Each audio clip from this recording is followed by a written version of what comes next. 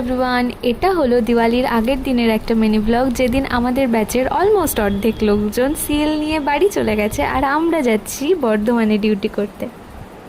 আর ট্রেনে জার্নি করলে নিজের চুলকে ধুলোবালি থেকে, স্পেশালি লোকাল ট্রেনে জার্নি করলে নিজের চুলকে ধুলোবালি থেকে বাঁচানোর জন্য মাস্ট হ্যাভ ওড়না।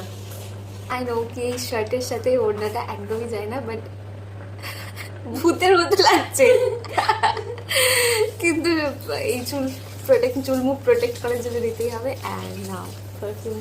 আজকে সবাই বাড়ি যাবে জন্য প্রিপারেশন নিয়ে এসছে। এদিকে সুস্মিতা, জাফরিন নেয়নি, সুস্মিতা প্রিপারেশন নিয়ে এসছে, অঙ্কিতা প্রিপারেশন নিয়ে এসছে। কি ভাবছিস তুই? এই কালকে ওকে নিয়ে আসিনি। তুই কবে যাচ্ছিস বাড়ি? আমি তো কাল যাচ্ছি। আমি যাচ্ছি না বন্ধু, আমি যাচ্ছি না। আরে মেকআপ ডিউটি আছে। বেচারা রে, কষ্ট পাস না। বেচারা ছুটি বাড়ি বাড়ি মেকআপটা বাড়ি দিল।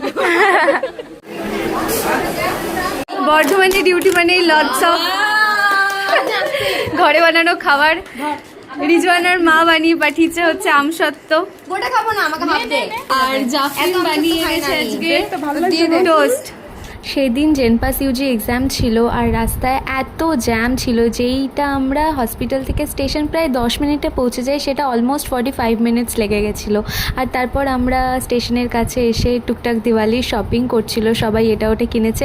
আর এক্সাইটমেন্টে সবাই স্টেশনেই দেখাতে শুরু করে দিয়েছিল কে কি নিয়েছে।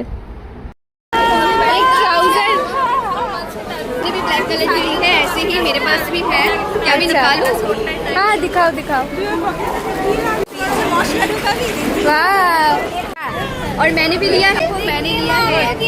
তারপর জাফরিনকে হস্টেলে ছেড়ে দিয়ে আমরা সবাই নিজেদের পিজিতে রিটার্ন করি। আর তারপর এসে এতই ল্যাদ লাগছিল যে কিছুই করতে ইচ্ছে করছিল। আমার মাথা এখন পুরো ভ্যাকেশন মোডে চলে গেছে। এখন আমার আর কিছু প্রসেস হচ্ছে না।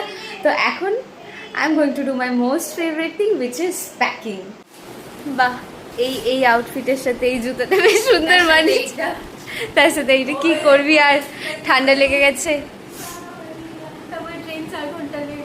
হ্যাঁ ভাই, বাবারে দেখিস, এটা লাস্ট টাইম নয়। তাও বাই। তোর প্যান্টটা নামা, এই মানে ওইটা আরেকটু নামা। ঠিক হ্যাঁ, সাবধানে যাও। তুই আমার কোথায় যাচ্ছিস? তুই চুপচাপ ঘরে ঢোক। ও টাটা। টাটা।